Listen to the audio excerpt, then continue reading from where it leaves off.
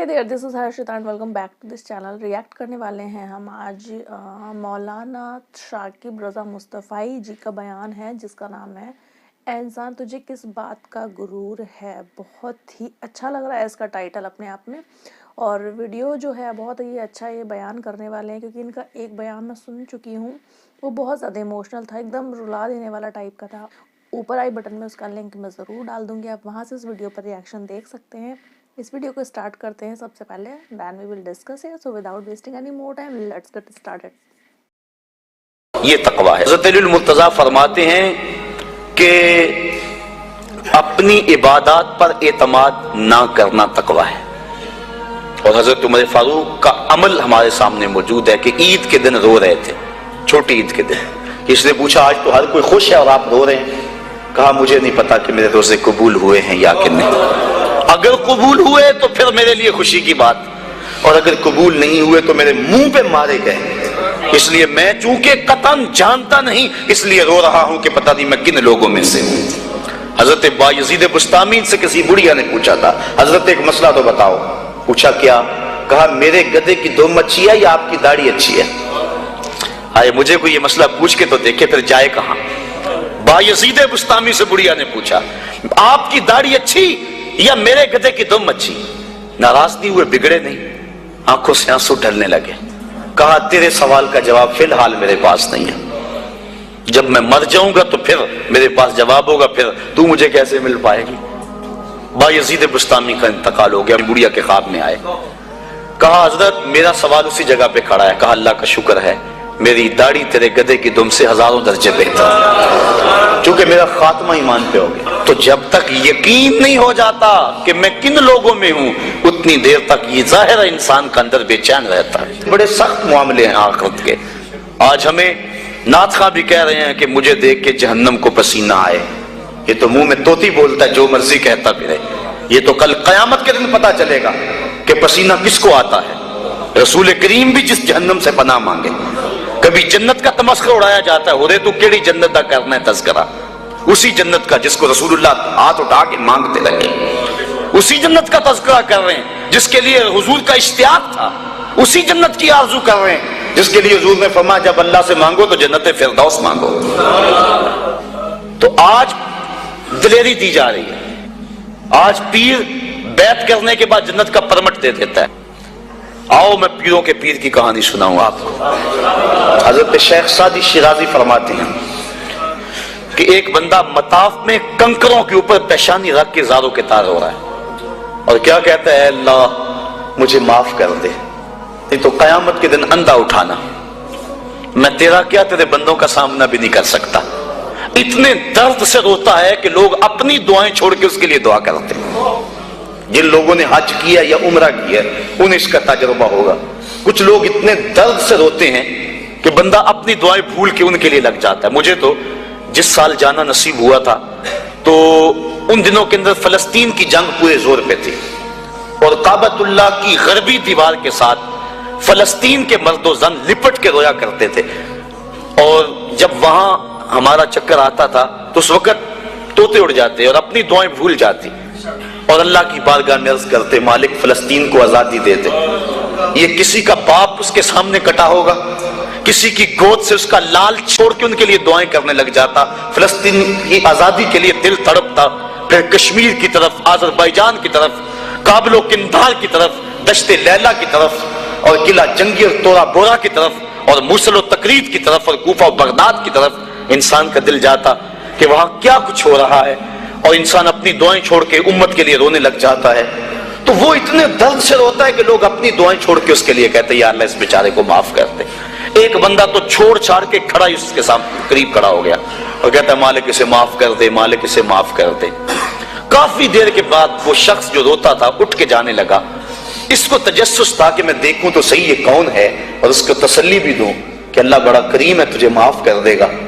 जब इसने झुक के झांक कर देखना चाहा तो चीखें निकल गई। क्यों? कि फायजा हुआ शेख अब्दुल कादिर जीलानी, ये ज़ारों के तार रोने वाला वक्त का गौस शेख अब्दुल कादिर जीलानी। हजरत सिर्री सख्ती रज़ी अल्लाह तआला अन्हु ने जुनैद बगदादी को बुलाया حضرت جنید بغدادی کے وہ ماموں بھی لگتے ہیں رشتے میں اور پیر بھی لگتے ہیں. یہ پیر مرید کی کہانی سنا رہا. آج کا پیر تو گارنٹی دے رہا ہے نا.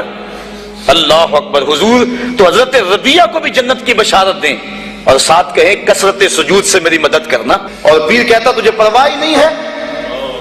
آؤ اس پیر مرید کی کہانی سنا رہا ہوں. حضرت جنید بغدادی فرماتے ہیں میرے ماموں نے تنہائی میں مجھے بلایا اور مجھے وصیتیں کی. جب ایک وصیت کی تو میرے پاؤں تلے سے زمین نکل گئی. کہنے لگے بیٹا جب میں مر جاؤں تو میری قبر بغداد سے باہر بنانا. میں نے پوچھا حضور کیوں؟ فرمانے لگے میری بدعمالیوں کی وجہ سے کہیں بغداد کی مٹی میری لاش کو قبول کرنے سے انکار نہ کر دے اور میں لوگوں کے سامنے رسوا نہ ہو جاؤں. یہ ہیں وہ لوگ تتجافا جنوبہم عن المضاجع جن کی کروٹیں بستروں سے الگ رہتی ہیں. اللہ کو خوف اور طمع میں پکارتے ہیں لیکن زندگی کا ایک ایک لمحہ تقوی سے عبارت ہے. دنیا میں تکلیفیں سہی. حضرت امام جعفر صادق ساری زندگی ٹھنڈا پانی نہیں پیا. فرماتے تھے کیا قبر کے اس کے حساب میں چکرا جاؤں.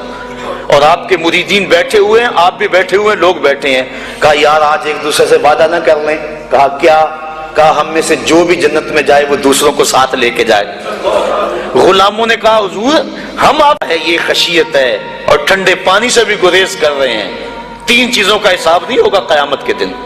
ضرورت کے وقت کھانا پینا اور ستر عورت کے لیے کپڑا لباس اور ضرورت کا مکان. ان 3 چیزوں کا حساب نہیں ہوگا.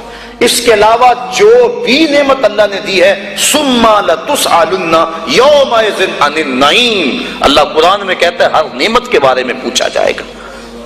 تو صاحبو جن لوگوں نے اس بات کا خیال رکھا کہ ہمارے رب نے ہمیں پوچھنا ہے اور ایک ایک بات کا ہم نے جواب دینا ہے, یہ بات درست ہے کہ اللہ اپنے فضل سے معاف کرے گا. لیکن سحری کے وقت اٹھ کے سسکیاں بھرنے والا اور رات شراب خانے میں گزارنے والا کیا قیامت کے دن ایک صف میں کھڑے کر دیے جائیں گے؟ یہ کیسے ہوگا؟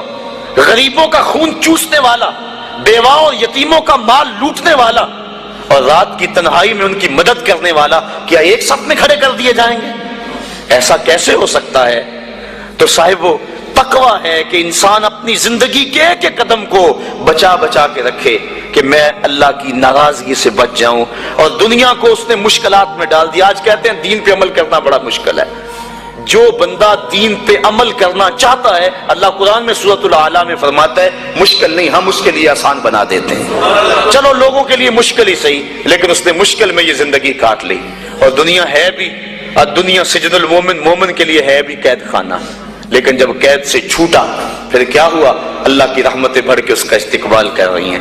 پھر گروہوں کے اندر وہ جنت میں جائیں گے اور فرشتے کہیں گے سلام ہو تمہیں کہ تم نے زندگی اچھے ڈھب سے گزاری ہے, اب جنت میں آ جاؤ, تم اس جنت سے کوئی نکالنے والا نہیں ہے. اور وہ کہیں گے اللہ تیری تعریفیں اور تیری خوبیاں, تو نے جو وعدہ کیا تھا آج واقعی تو نے سچا کر دکھایا ہے.